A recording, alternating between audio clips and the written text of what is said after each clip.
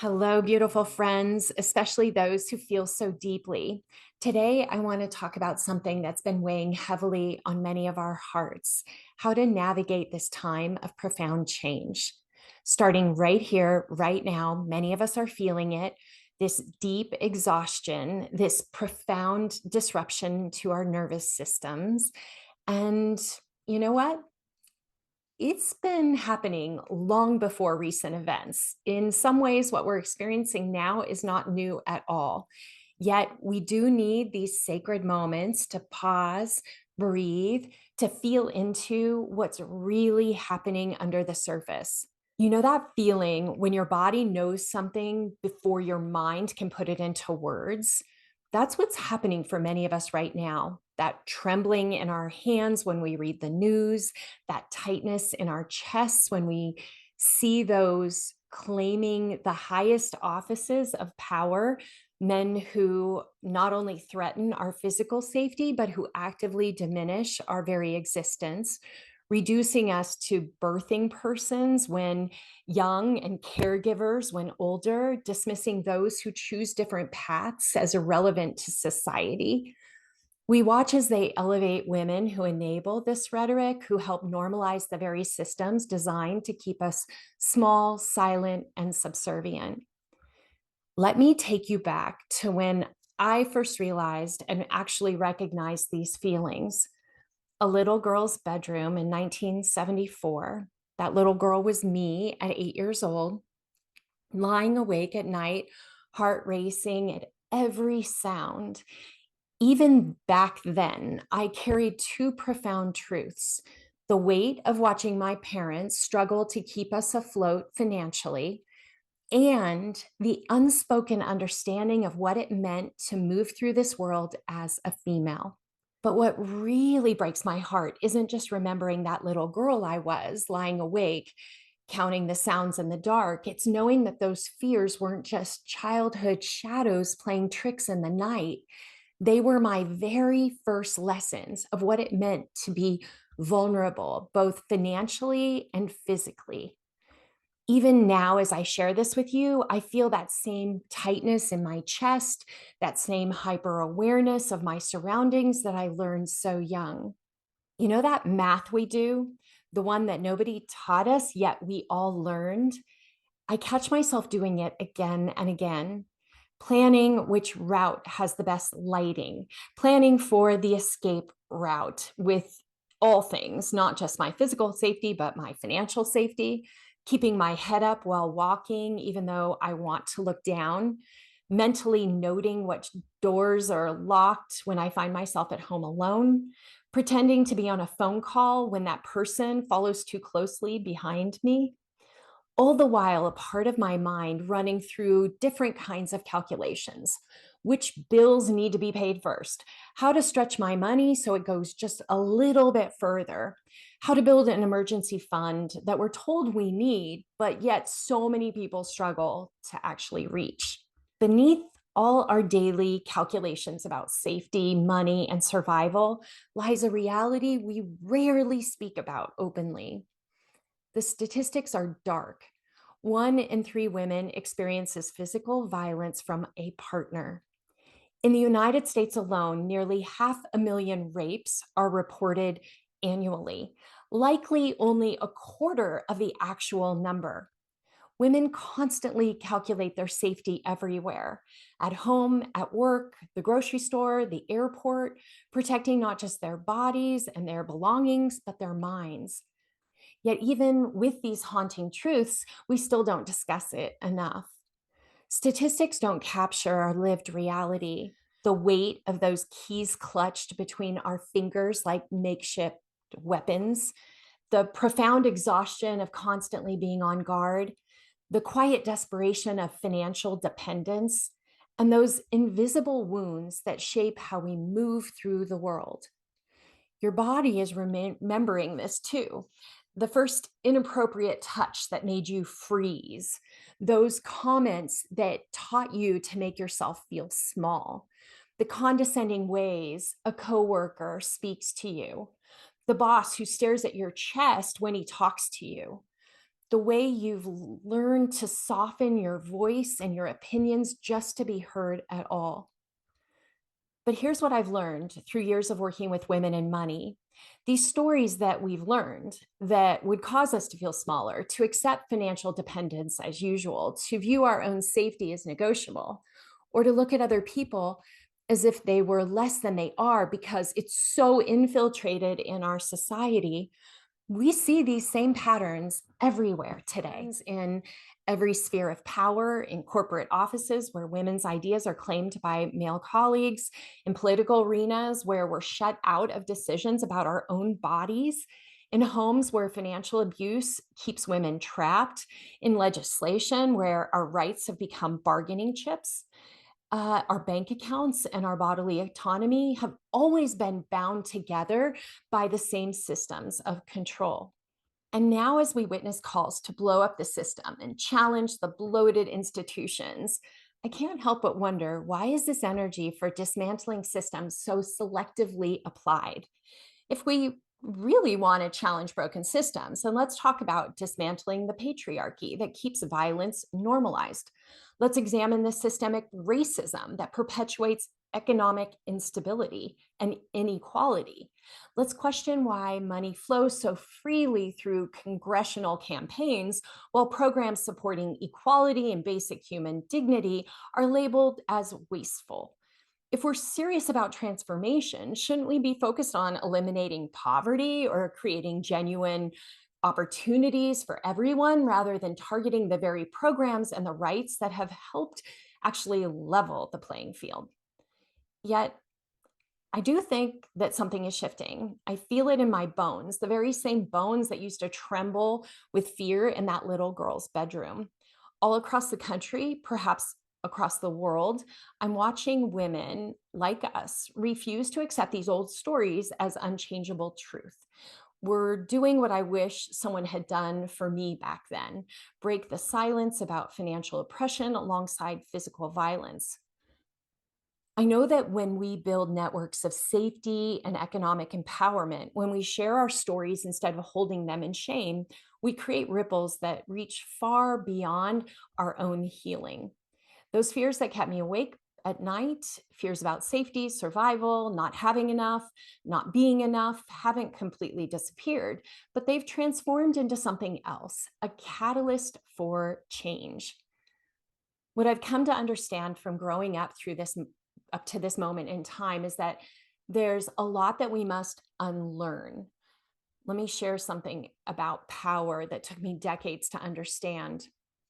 Growing up in a home ruled by my father's sexist and racist beliefs, his authority seemed as immovable and absolute as gravity itself.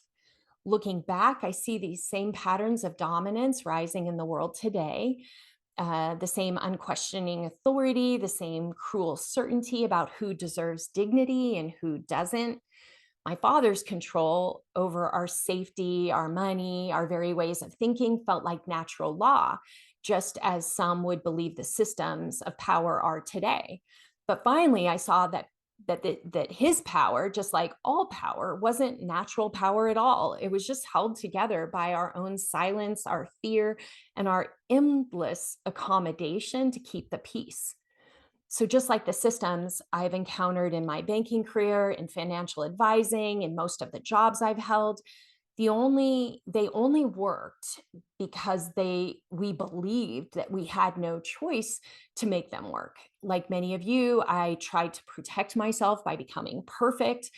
I transformed into what I thought the system wanted: the ideal financial advisor, the perfect vice president, climbing the ladder, collecting degrees and credentials like they were shields.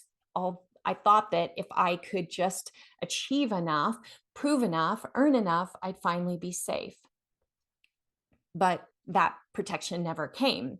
It hasn't come because the game was never meant to let us win.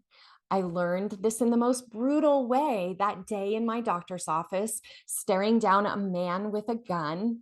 In this moment of absolute terror, all my carefully constructed protection crumbled. My credentials couldn't shield me. My expertise couldn't save me. All the financial security in the world meant nothing in this moment of terror. And truly, that's when my transformation began. Decades since leaving my financial advising practice, I've worked with thousands of women around the world, each carrying their own version of wounds and fears. When they're able to break free of their silence, face their fears, and reclaim their power, I've watched them stabilize their finances, build stronger boundaries, stop apologizing for taking up space, start businesses, leave abusive relationships, buy homes, teach their daughters different stories about money and worth. Each success creates a ripple that shows others what's actually possible. That's why I've dedicated myself to this work, because I've learned that healing isn't just personal, it's revolutionary. When one woman speaks about harassment, exploitation, financial abuse, others recognize their own stories. And suddenly we all realize that we were not ever crazy. We were not being emotional. We weren't bad with money. We were just surviving in systems that were actually designed to silence us. I've come to see how violence and financial control are intimate partners. The entitlement that leads someone to violate or try to take control of your body is the same entitlement that thinks that they can control your money. And our silence has protected them, not us. I also know that no one is coming to save us. And here's the beautiful truth about that. We don't need saving. We need each other. We need practical tools. We need spaces to speak our truth without shame. More importantly, we need to understand that our personal healing is part of dismantling these larger systems of oppression. Hope grows in the cracks of this old system. Every time we say no more to violence, to control, to exploitation, we make space for something new to emerge. I see this in my workshops, in my retreats, in the communities that women create and nurture, people refusing to accept domination as natural law. This, this this liberation that we seek it's available to everyone. When we heal these wounds, we create space for all people to be fully human, for vulnerability to be seen as a strength, and for power to flow from connection rather than control. And like that little girl counting sounds in the dark, we start with these small acts of self-protection that grow into profound transformation. There is another way, a way that harnesses our collective power. When women and allies work together, we break open these oppressive dynamics. We're seeing it happen right now, voices rising to call out what was once hidden, people refusing to participate in systems that diminish us, communities choosing to redirect their money away from those who would harm us. Every time we speak up, we are showing that our individual acts of courage are part of this collective strength. Our economic power is totally real. And I think it's time that we wield it intentionally through our spending choices, through our collective action, through our refusal to participate in systems that don't serve us.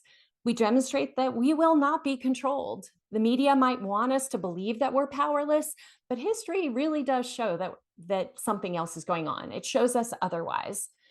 What I've learned about all of this is that turning pain into power and fear into freedom comes when we stand together, when we act with purpose, when we become unstoppable force for change.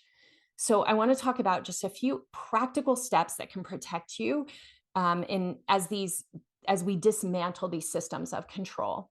One, financial power and resistance.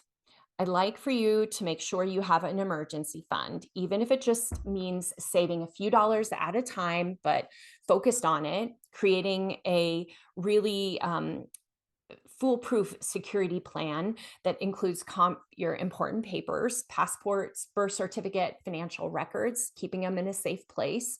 I will say personal safety and boundaries, trusting your intuition about unsafe situations and relationships, building a network of trusted friends and allies, knowing your legal rights and your resources, community power building, connect with like-minded people who share your values, Share your story when it feels safe to do so, and support others when they do the same.